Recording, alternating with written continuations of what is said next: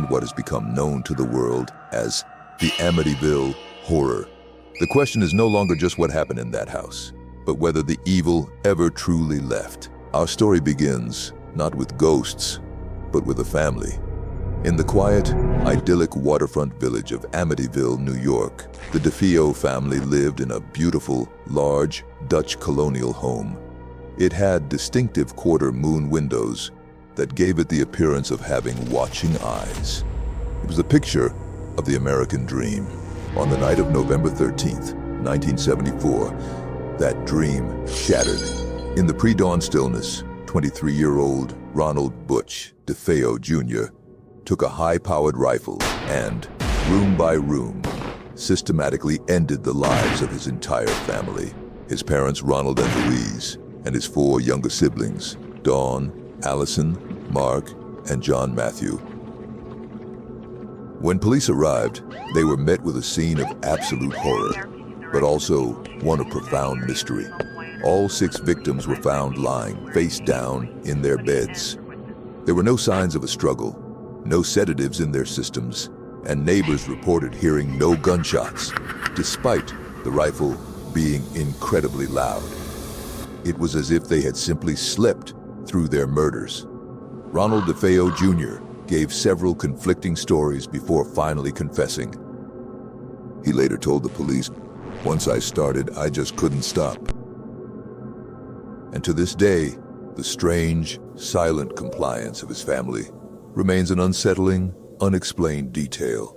The house at 112 Ocean Avenue, now a place of immense tragedy, sat empty for over a year. The town of Amityville tried to move on, but the home with the eye-like windows stood as a silent reminder of the darkness that had unfolded within its walls. It was a local landmark of sorrow, a house steeped in a very real, very human horror story. In December of 1975, a new family decided to make it their home.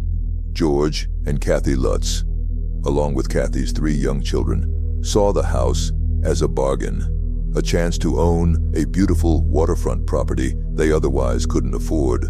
They knew about the murders, but they believed they could fill the home with new life and happiness. They moved in, full of hope, unaware that their stay would last only 28 days. Their story, which would become the foundation of the Amityville horror legend, began almost immediately.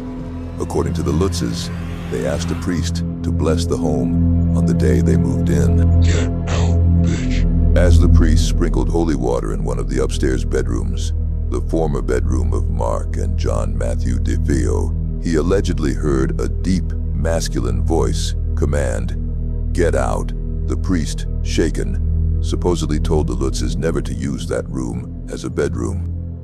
This was only the beginning. The family began to document a series of terrifying and increasingly bizarre events. An unnatural biting cold would settle in certain rooms, even when the heat was on full blast. Swarms of flies would appear in the dead of winter, congregating in the very room the priest had warned them about.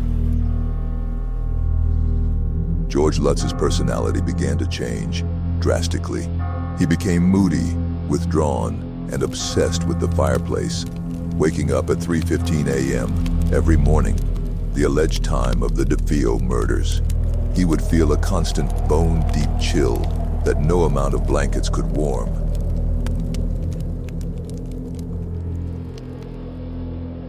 Kathy Lutz's experience was just as harrowing.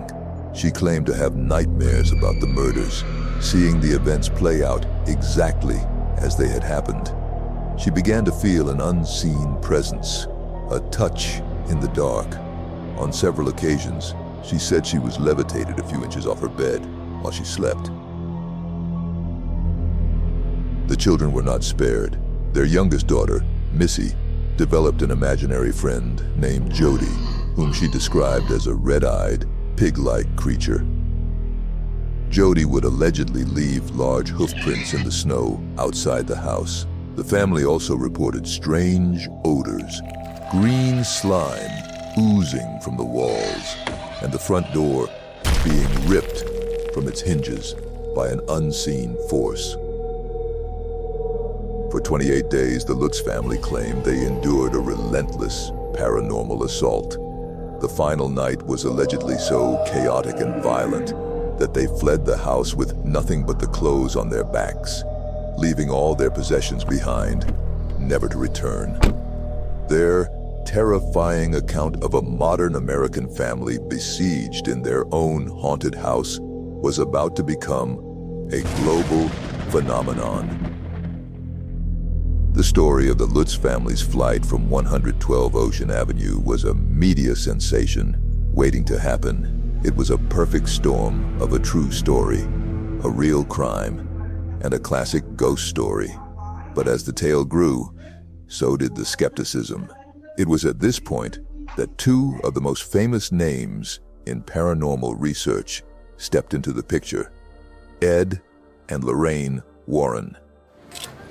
Drawn by the intense publicity, Ed and Lorraine Warren conducted a seance at the Amityville house in March of 1976.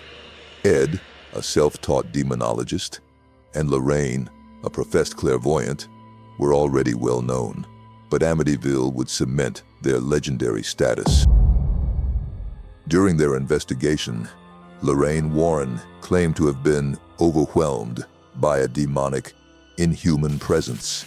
She described the house as a place of profound despair and negativity. It was during this seance that a now famous photograph was taken. An infrared camera, set up to automatically take pictures on the second floor landing, captured an eerie image of a small boy with glowing eyes, peeking out from a doorway. Believers claim this is the spirit of one of the murdered DeFeo children. Skeptics, however, have pointed out his resemblance to one of the Warrens' investigators who was present that night. The Warrens' involvement gave the story a stamp of paranormal authority, but it did little to quell the growing doubts. The public began to ask questions. Why were there no other witnesses to these incredible events? Why did the story seem to grow more elaborate with each telling? The biggest blow to the Lutz's credibility came from Ronald DeFeo's lawyer, William Weber. Weber, who had been working with the Lutzes on a potential book deal, claimed that the entire haunting was a hoax. He alleged that he, George, and Kathy had fabricated the story over many bottles of wine, taking the known facts of the DeFeo case and embellishing them with classic horror movie tropes. His motive, he said, was to create a sensational story that could be used as leverage for a new trial for his client, Ronald DeFeo Jr. The Lutzes vehemently denied this, and they even took a lie detector test. The results were inconclusive and debated, with some reports saying George Lutz failed spectacularly. The contradictions and the precise financial motive. The book, The Amityville Horror, by Jay Anson, became a massive bestseller, and the 1979 film adaptation was a box office smash, cast a long shadow of doubt over their claims.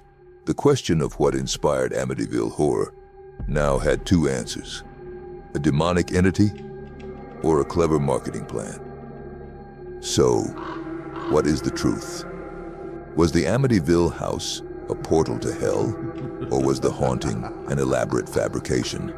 The debate rages on, fueled by decades of documentaries, books, and horror movies.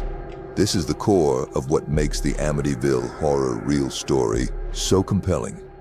It exists in the gray area between fact and folklore. What makes this particular supernatural tale so enduring? It's more than just a typical haunted house story. The Amityville Horror taps into a primal fear. The fear that our homes, the one place we are supposed to feel safe and secure, can turn against us. It preys on the anxiety that an evil energy can linger, an invisible stain left behind by a tragedy. The story arrived at a perfect time in American culture. The 1970s saw a surge of interest in the paranormal and the occult. The film, The Exorcist, based on another supposedly true story, had terrified audiences just a few years earlier. People were primed to believe. The media frenzy surrounding the Lutz family fed this hunger, turning a local tragedy into a piece of modern American mythology. Does it ultimately matter if every detail of the story is factually true, or is the more important truth found in the genuine terror the Lutz family seemed to feel? Perhaps the psychological trauma of knowingly living in a house of murder was enough to create its own haunting, a haunting of the mind, where every creak of the floorboards and every shadow in the corner becomes proof of something sinister. The true paranormal stories are sometimes the ones we convince ourselves are real.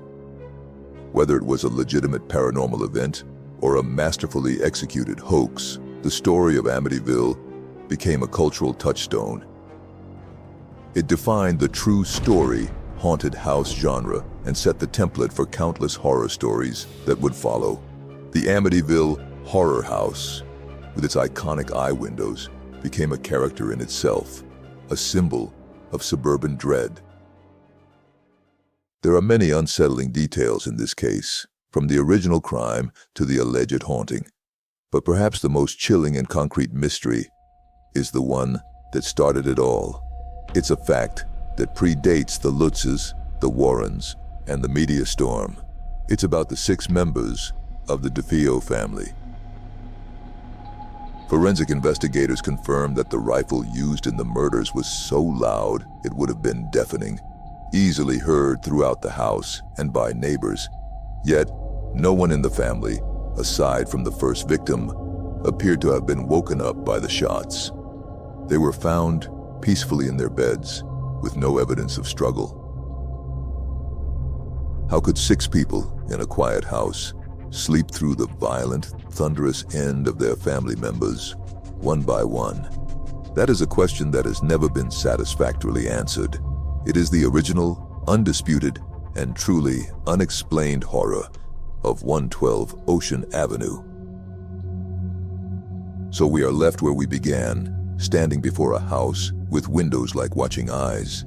A house where an undeniable, horrific crime took place, and where a subsequent debatable haunting captured the world's imagination. Was it a truly haunted house, teeming with the angry spirits of the dead and a demonic presence? Or was it a story born of trauma, financial desperation, and cultural fascination? A hoax so compelling it became a new American legend. Was it a paranormal event or a psychological one? The only people who know the absolute truth are the members of the Lutz family, and the rest is left to us, to wonder, and perhaps to fear. If you want more true horror stories like this, grounded in real events and unsolved mysteries, subscribe, and we'll see you in the next nightmare.